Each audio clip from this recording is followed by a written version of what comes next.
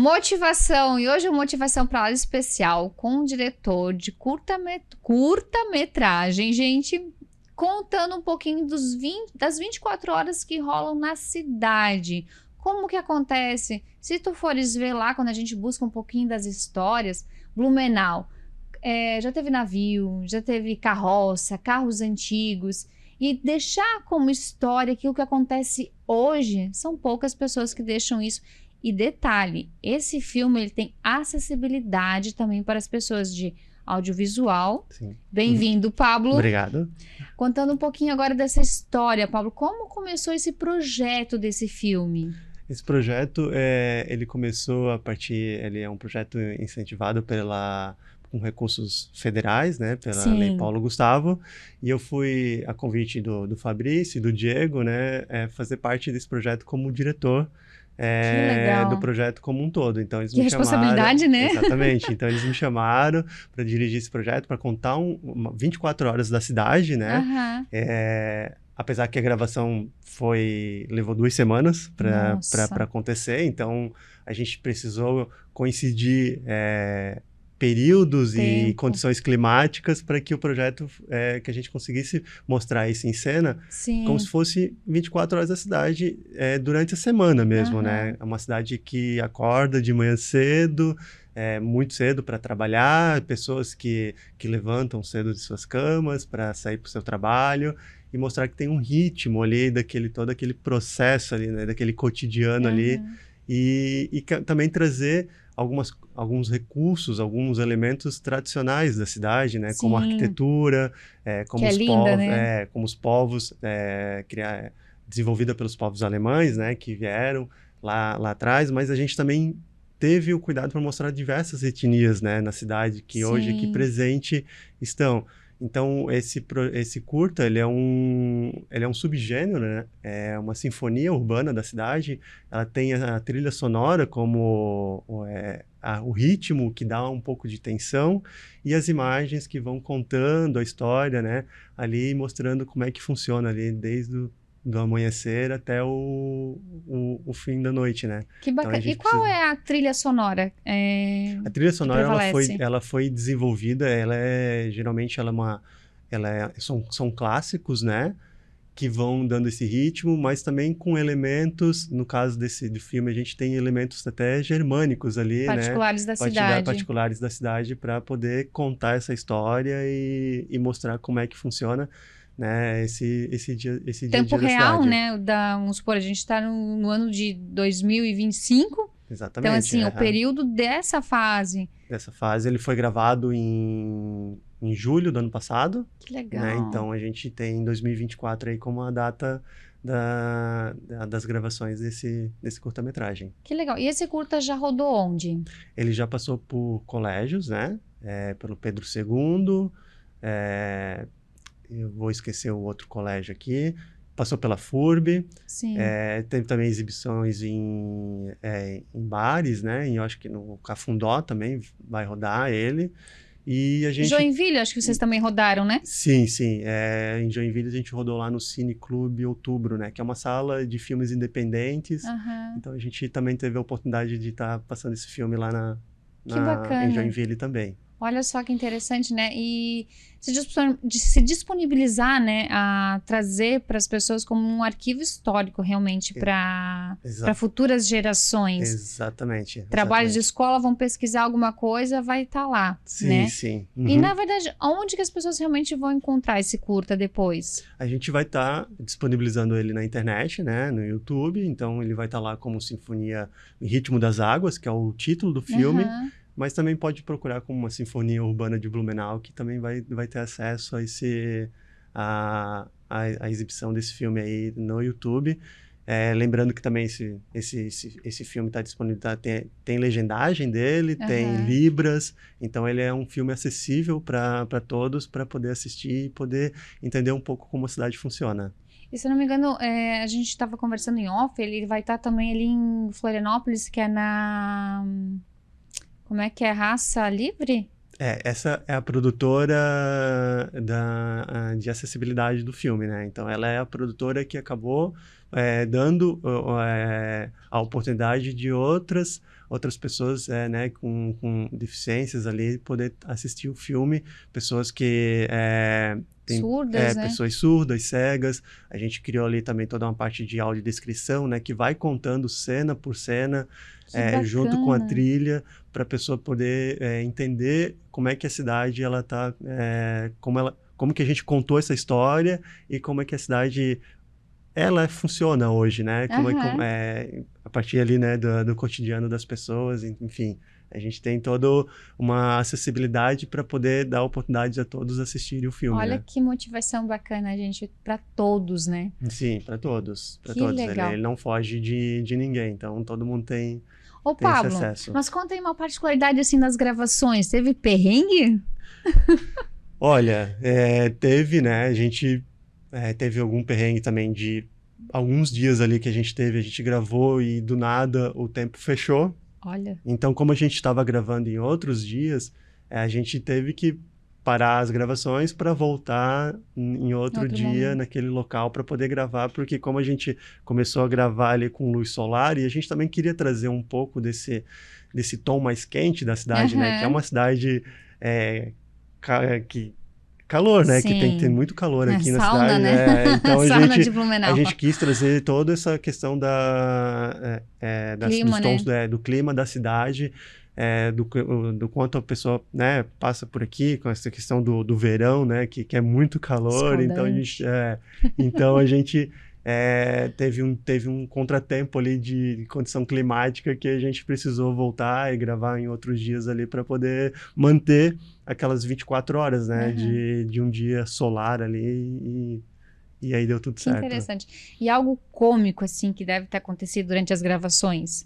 Não aconteceu, acho que não aconteceu nenhuma, porque como a gente dividiu a equipe para estar cada um gravando a sua demanda, gravando suas partes ali em vários locais, né? Porque Blumenau é enorme, né?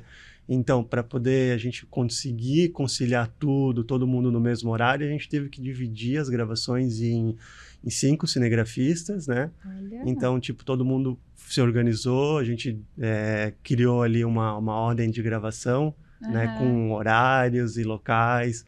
Também tem questão de agendamentos, né, com empresas, para poder ter o acesso naquele lugar. Nem toda empresa permite qualquer horário, então a gente teve disponibilidade, né? Disponibilidade, gravação em escolas também. Então a gente teve que fazer toda a organização dessa pauta, né, desse dia a dia e distribuir para cada câmera, cada cinegrafista, né, diretor de fotografia, poder estar captando essas cenas. Que interessante. E quanto trabalho que dá isso tudo, né? Bastante. É um projeto de 6 meses, né? Desde que a gente começou a gravar até a entrega final, né? Então, tipo, a gente teve que se organizar bem para poder todo mundo conseguir contar bem essa história aí. E as pessoas envolvidas nisso foram quantas? Deixa eu... Lembra assim de cabeça, não? Acho que assim, teve umas 20 pessoas envolvidas ali no projeto, ali, diretamente e indiretamente, né? Porque a gente depende, para poder fazer um projeto desse acontecer, a gente depende, tem a nossa equipe, mas também da disponibilidade de outras pessoas e estar recebendo a nossa equipe, de estar liberando os espaços. Então, a gente teve umas 20 pessoas envolvidas aí. E teve alguma pessoa assim de protagonista agora também? A gente teve um ator ali que a gente criou as cenas dele para poder representar uma pessoa nas 24 horas, né? A pessoa que acorda de manhã, que tem ali no ritmo do dia dela, ela toma o comprimido dela ali para poder suportar o dia já de manhã cedo, tem ela preparando ali o café da manhã dela e ela sai para trabalhar. Então a gente teve um ator ali para poder representar essa situação da pessoa acordando dentro na sua casa. Uma das pessoas, vamos supor, da população, né? De Blumenau. Sim, ela é um representante, como se fosse um cidadão daqui que estivesse acordando e dando esse ritmo inicial, né? Esse gatilho ali para poder seguir o dia. E uma representação também, esse ator, ele representa qualquer pessoa, né? Então, tipo, ele tá ali para Ele pratica alguma atividade física? Não, não. A gente tem cenas de atividades físicas das pessoas dentro no Parque Ramiro à noite, né? Mas aleatórios aí. Mas aí são pessoas comuns da cidade. A gente também teve uma preocupação ali sempre de estar pegando as pessoas, não mostrar rostos, né? Então, tipo, para sempre contar a história, mostrando a cena, mas sem evidenciar muitas pessoas. Ai, que legal, que bacana. E o que tu espera como diretor desse curta? Eu espero que esse filme seja um fator, um acervo histórico para a cidade, né? Futuramente, mostrar como é que a cidade se comportava nos dias atuais, né? E eu espero que as pessoas curtem, né, esse filme, consigam se espelhar, olhar para ele e principalmente para incentivo do audiovisual, né, da indústria audiovisual aqui na nossa região e querer incentivar mais as pessoas a olharem, né, para o filme, para o cinema, como apreciar mais como uma cultura e entender a importância disso para a nossa cidade, né? Sim. Ô, Pablo, teve alguma coisa que pra ti, assim, nossa, deve ter feito alguns trabalhos já, né? Nossa, com esse curta, algo me deu um estralar ou que te chamou a atenção dentro desse curta? Da cidade, assim, da particularidade da cidade?